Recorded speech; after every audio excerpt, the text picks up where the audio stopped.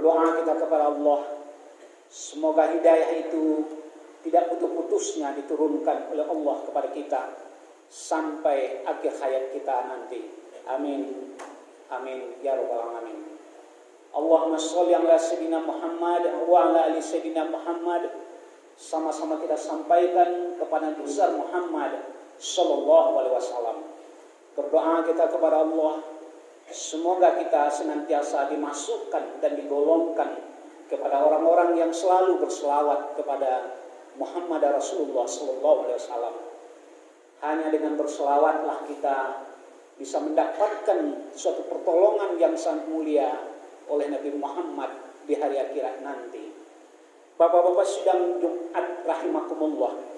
Pada kesempatan yang mulia ini, Khatib hendak menyampaikan satu data kepada kita yang barangkali data ini tidak diketahui oleh banyak orang. Dan barangkali data ini kita tahu tetapi kita anggap tidak tahu dan kita anggap sepele selama ini. Tetapi data yang mau kita sampaikan ini ternyata memegang peranan yang penting dalam kehidupan di atas dunia ini, terutama kehidupan dalam rumah tangga. Apa itu datanya? Dari 600 kasus perceraian yang tercatat di Pengadilan Agama Kabupaten 50 Kota setiap tahunnya, ternyata ada satu data yang tersembunyi di dalamnya yang tak pernah diekspos, yang tak pernah disampaikan. Dari kasus demi kasus itu dipelajari, ditelaah dan diteliti. Ternyata hampir 75% faktor perceraian itu disebut dengan angka kepuasan. Bila ada orang survei terhadap calon presiden, gubernur, bupati, atau survei terhadap penilaian kinerja seseorang, biasanya dicantumkan angka kepuasan. Sangat memuaskan, memuaskan, kurang memuaskan, dan tidak memuaskan. Maka hasil survei angka perceraian yang sangat tinggi di Kabupaten 50 Kota ini, itu tercatat 75% faktor angka kepuasan. Apa yang dimaksud dengan angka kepuasan dalam rumah tangga? Maksudnya adalah dari wawancara, dari sidang-sidang, dari pengungkapan-pengungkapan fakta yang ada di Pengadilan Agama, itu sang istri yang menggugat suaminya selalu menyatakan, aku sudah tidak puas dengan tingkah laku suami yang seperti ini, aku tidak suka, aku tidak senang, dan aku tidak bahagia, dan aku menderita. Kembali dikatakan masalah kepuasan. Ketika muncul dari laki-laki, kenapa bapak menceraikan istri bapak? Maka muncul 75% juga karena ketidakpuasan akan sikap istri, perilaku istri, pelayanan istri, dan lain-lain sebagainya. Yang puas dan sangat puas itu kita sebut dengan sempurna. Kalau orang Inggris bilang perfect, you are is perfect, kamu sangat sempurna. Bapak-bapak sidang Jumat, pertanyaannya kita, kalaulah angka perceraian yang tertinggi itu menjadi patokannya kepuasan, maka wajar 50 kota angka perceraiannya besar. Kalau ada 600 pasang yang terdaftar secara resmi di Kabupaten 50 Kota, berarti ada rata-rata 4 pasang setiap bulannya per nagari, per kecamatan. Dikalikan tahun, dapatlah 600. Angka yang cukup tinggi. Tetapi ada angka yang tak pernah tercatat, tak pernah terdata, dan tak pernah terekspos kasus perceraiannya yang kadang-kadang hampir separohnya. Kalau ada 600 berarti ada 300 lagi yang tidak tercatat. Angka apa itu? Itulah angka nikah di bawah tangan atau yang disebut dengan nikah siri. Hebatnya, angka perceraian di nikah siri ini justru melonjak di akhir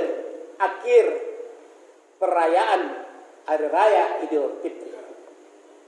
Hebatnya lagi, perceraian di angka nikah siri itu ada 35% yang laki-laki sudah sampai nikah siri 7 kali, 8 kali, 9 kali. Artinya karena faktor ketidakpuasan, beristri dengan si A tidak puas cerai, istri dengan B tidak puas cerai, sampai ke 9 kalinya tak pernah puas.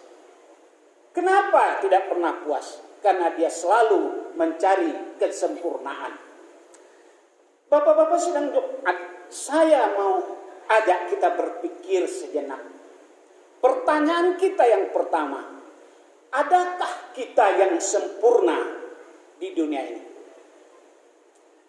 Berpangkat tinggi kita, punya kedudukan kita, kaya kita, cukup harta kita, rumah kita bagus, sempurnakah kita?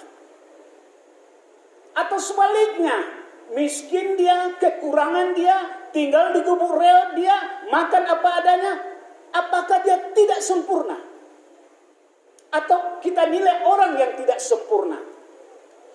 Maka sekali lagi takaran kesempurnaan itu, kalau dia harta, maka tidak akan pernah banyak orang yang menjadi selebritis hari ini, orang-orang kaya dunia hari ini yang gonta-ganti pasangan setiap harinya, atau 1 kali 3 bulan, 1 kali 4 bulan.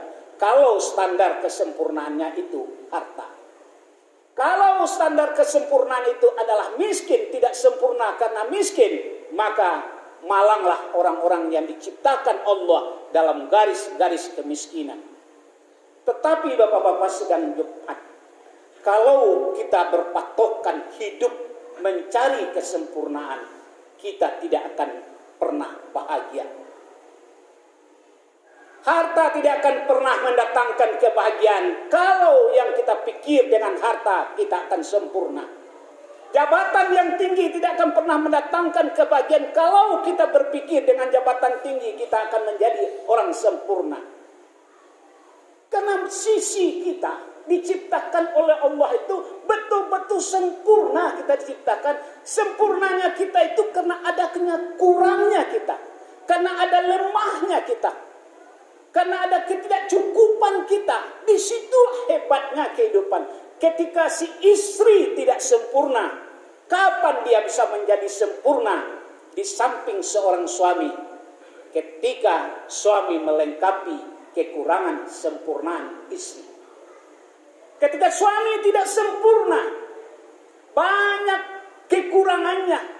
Ternyata setelah menikah 6 bulan, 1 tahun sampai 3 tahun, banyak kekurangan suami ditemui.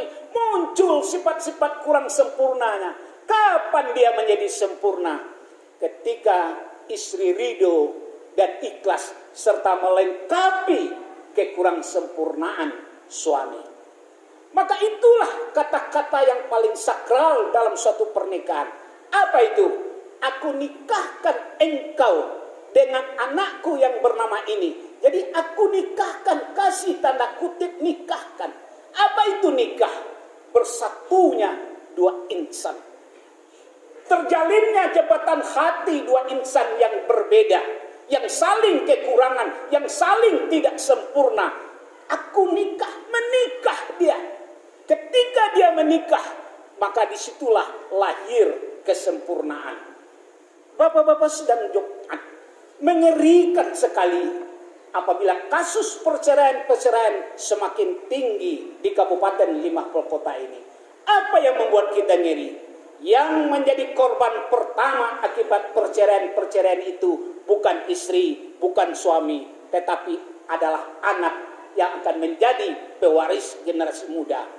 Hasil survei penelitian di sekolah-sekolah, banyak anak-anak yang awalnya cerdas, awalnya hebat, awalnya ceria. Ketika sang suami, ayah dan ibunya bercerai, anak langsung down dan mentalnya kena. Syukur-syukur dia masih kuat imannya. Andai tidak kuat, maka dia lama-lama menjadi anak gelandangan. Lama-lama dia menjadi anak yang susah untuk dididik. Korban pertama dari perceraian ayah dan ibu itu adalah anak-anak. Sementara anak adalah aset. Ketika kita meninggal, semua yang ada dalam masjid ini nanti terputus semua amalan kita.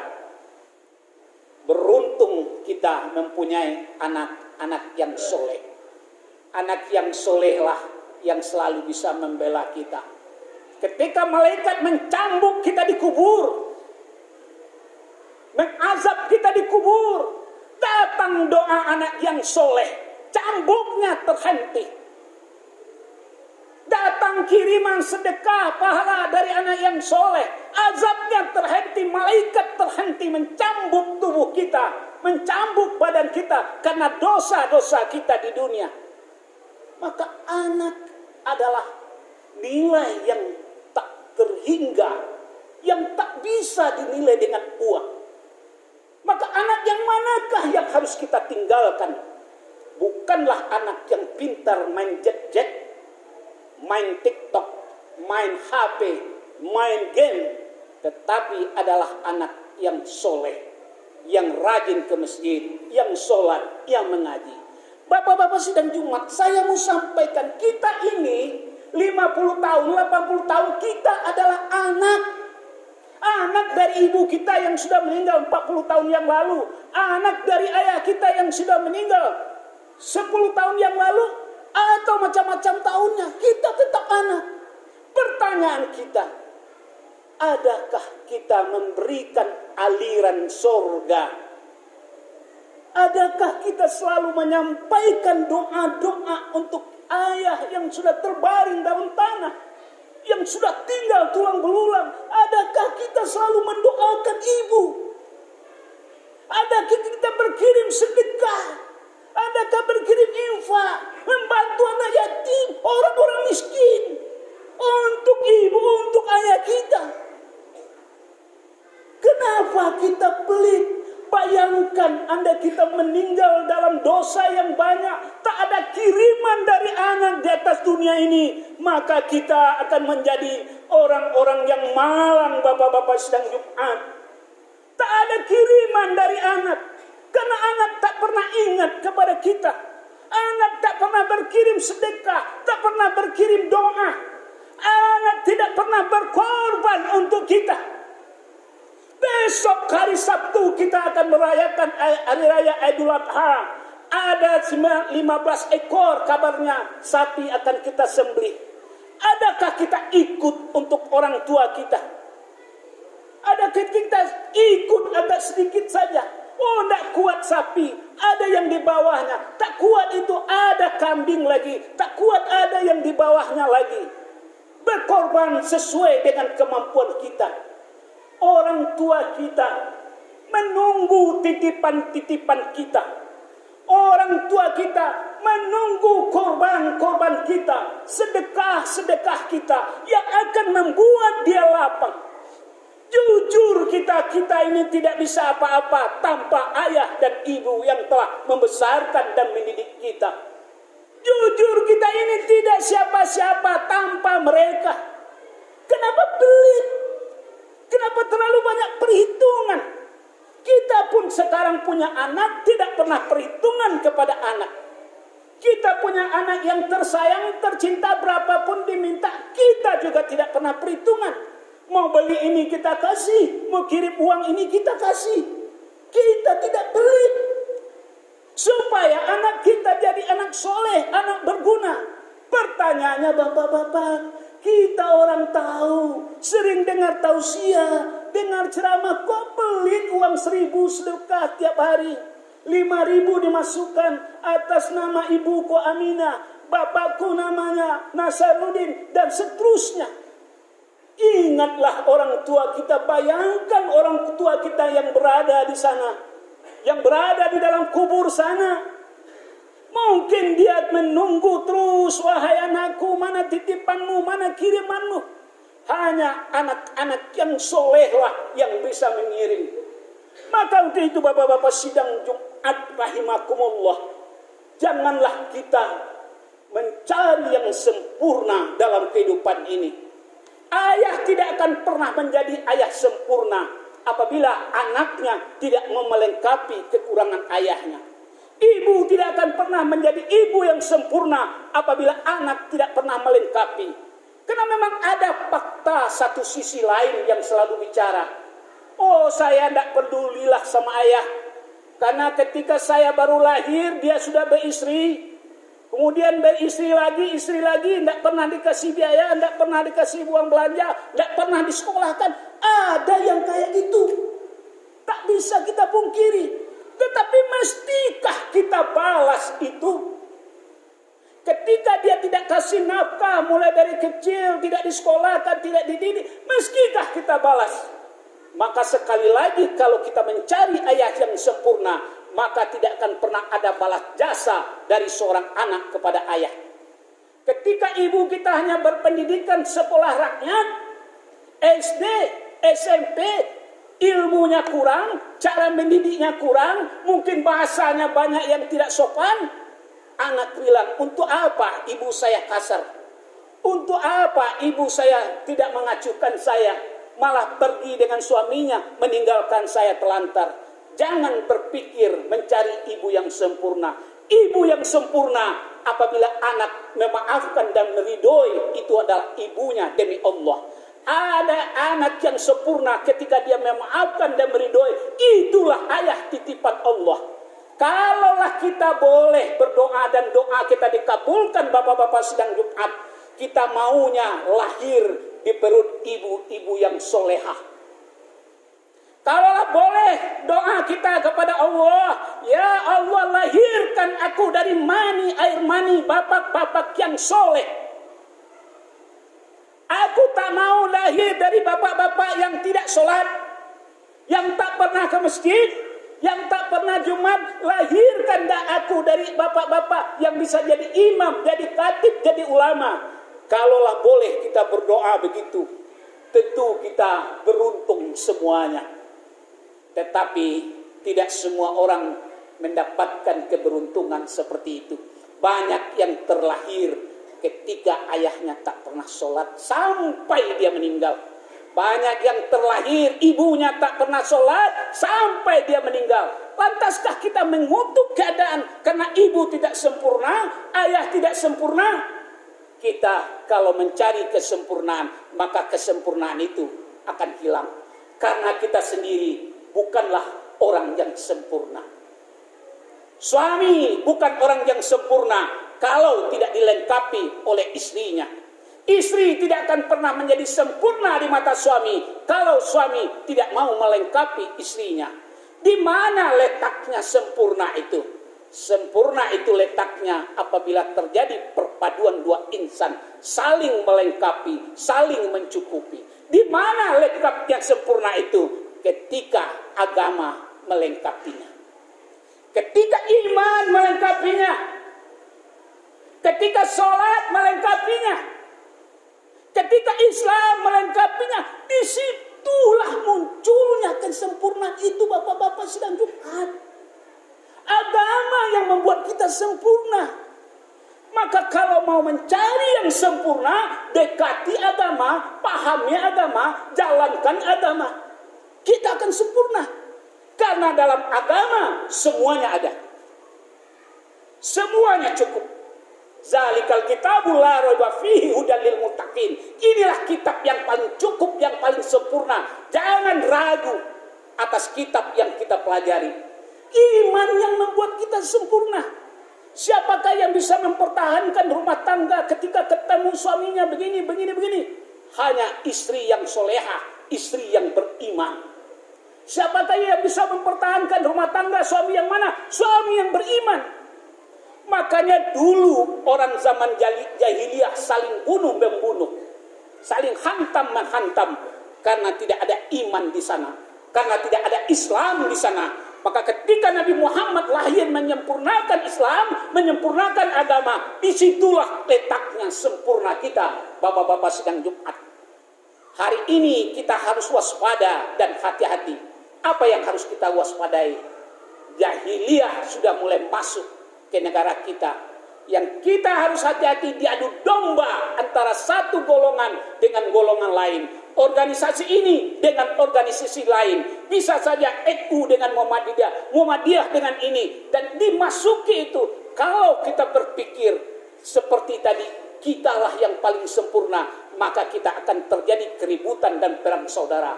Seperti di Irak, seperti di Iran, seperti di Palestina, seperti di Libya. Mereka Islam semua, tapi saling membunuh di antara Islam. Karena mempertahankan keyakinannya, keyakinan sayalah yang sempurna.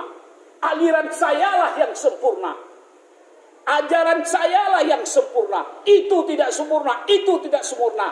Akhirnya Taliban bersama kelompok lainnya saling hantam sama hantam. Padahal sama-sama angkat tangan, sama-sama Allahu Akbar ketika 5 kali sehari semalam. Tetapi dalam ajaran mempraktekkan Islam, dia terlalu berpikir dialah yang sempurna. Bapak-bapak sidang Jumat rahimakumullah. Demikian saja, semoga dapat kita ambil iktibar dan manfaatnya. Fakta biru ya ulil albab.